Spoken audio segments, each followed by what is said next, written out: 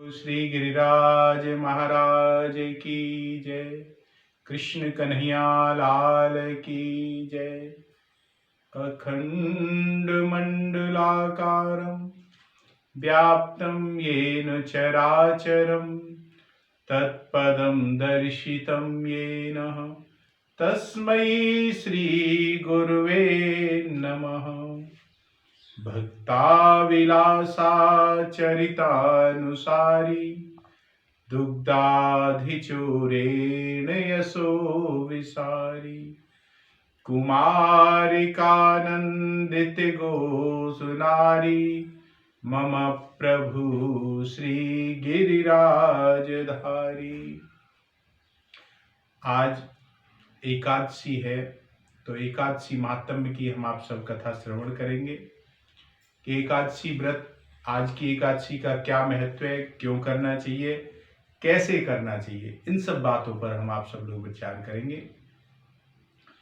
महाराज युधिष्ठिर ने भगवान श्री विष्णु से, श्री कृष्ण से पूछा, महाराज आपने मुझे फाल्गुन कृष्ण पक्ष की विजया एकादशी का महात्म्य बता दिया और वह बड़ा फल देने वाला है।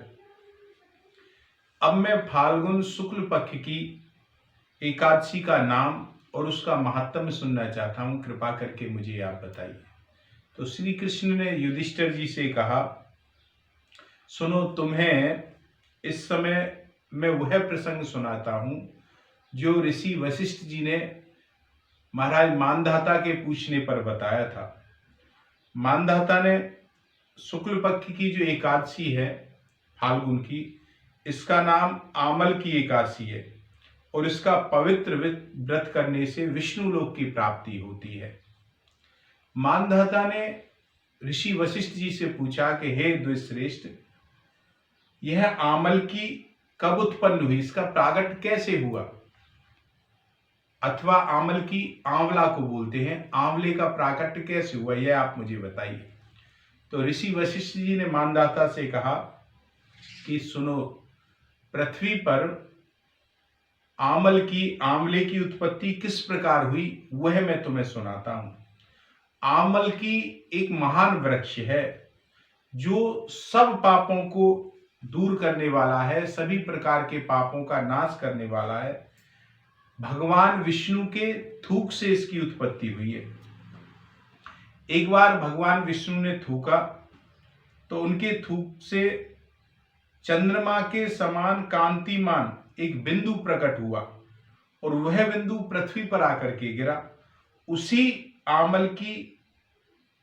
बिंदु से आंवले की उत्पत्ति हुई है महाराज।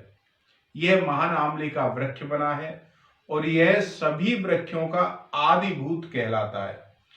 इसी समय समस्त प्रजा सृष्टि की उत्पन्न करने के लिए भगवान ने ब्रह्मा जी का प्रागट्य कराया था। ब्रह्मा जी उत्पन्न हुए, उन्हीं से इन प्रजाओं की सृष्टि हुई। देवता, दानव, गंधर्व, यक्ष, राक्षस, नाग इत्यादि अनंत करण वाले महर्षियों को ब्रह्मा जी ने जन्म दिया।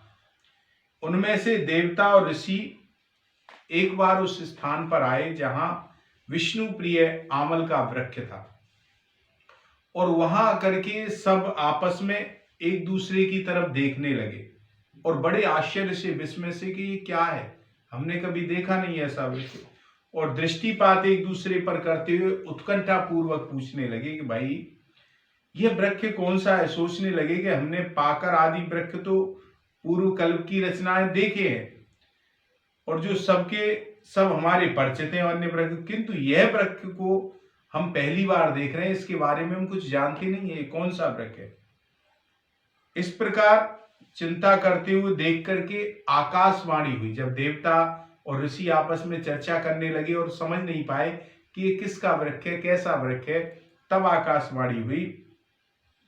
और जब आकाशवाणी ने कहा कि महर्षियों, यह जो आंवल का ये वृक्ष है, ये सर्वश्रेष्ठ वृक्ष है, आंवले का वृक्ष है ये, और जो भगवान विष्णु का प्रिय है, इसके स्मरण मात्र से गोदान का फल प्राप्त होता है और स्पर्श करने से दूना फल प्राप्त होता है और भक्षण करने से, खाने से तिगुना फल की प्राप्ति होती है। इसलिए सदा प्रयत्न पूर्वक आमल की का सेवन करना चाहिए और यह सब पापों को हरने वाला है।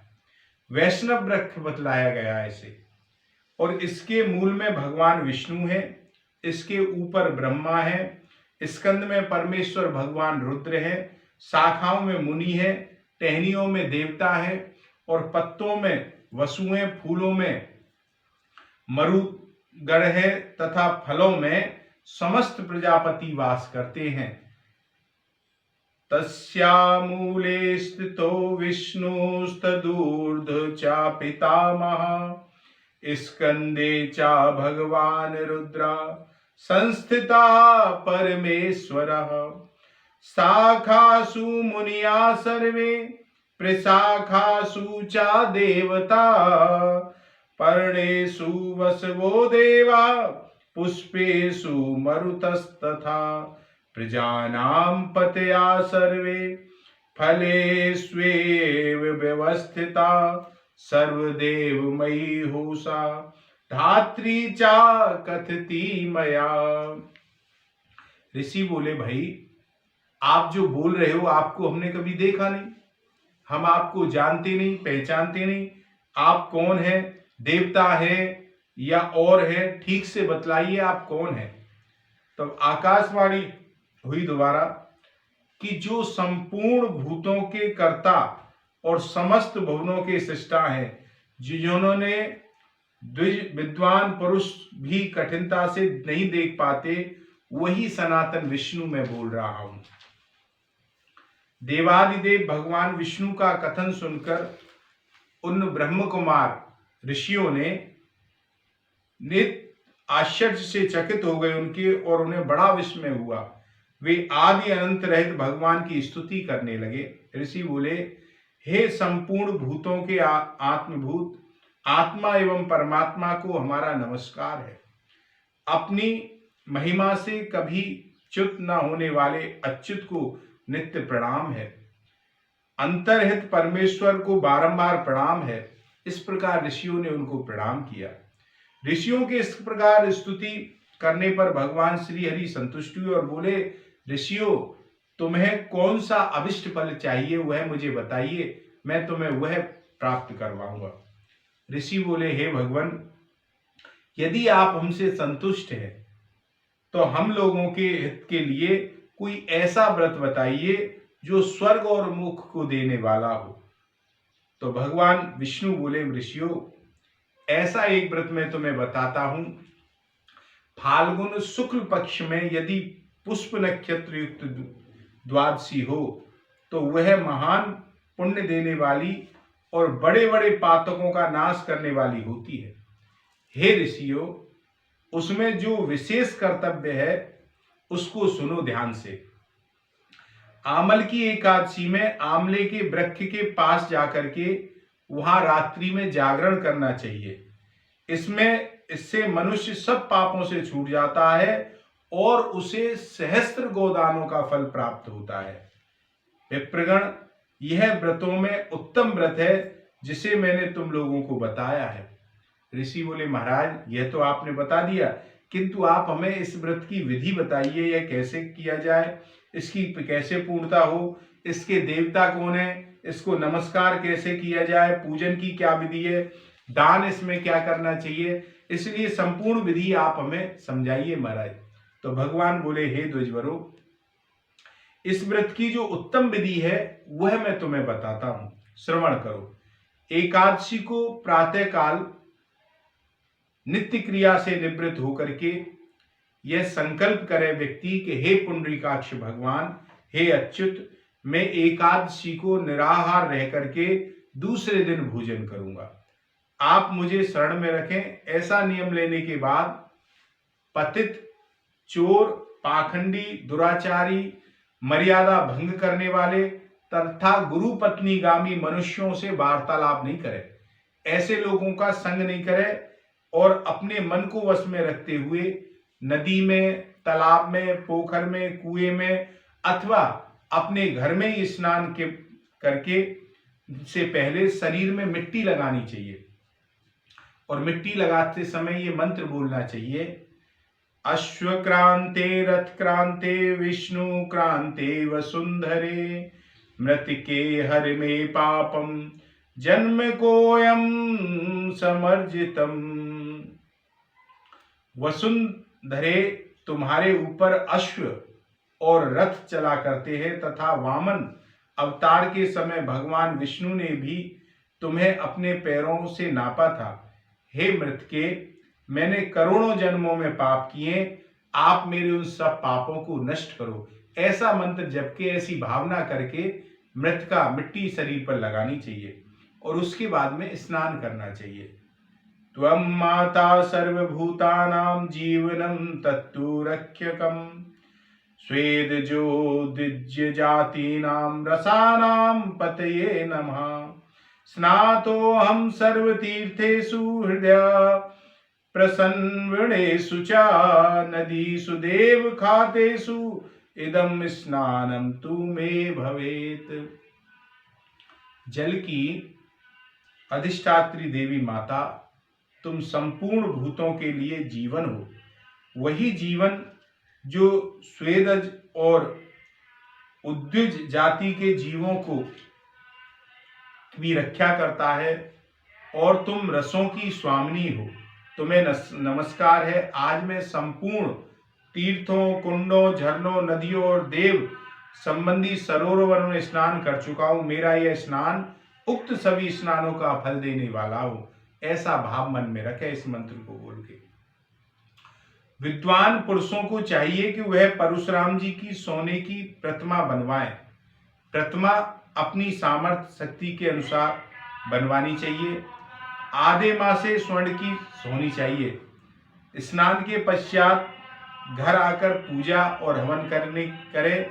इसके बाद सब प्रकार की सामग्री लेकर आंवले के वृक्ष के नीचे जाए और उसके वृक्ष के नीचे से चारों तरफ से झाड़ू इत्यादि लगा के उस भूमि को साफ करें और लीप पोत करके शुद्ध करें।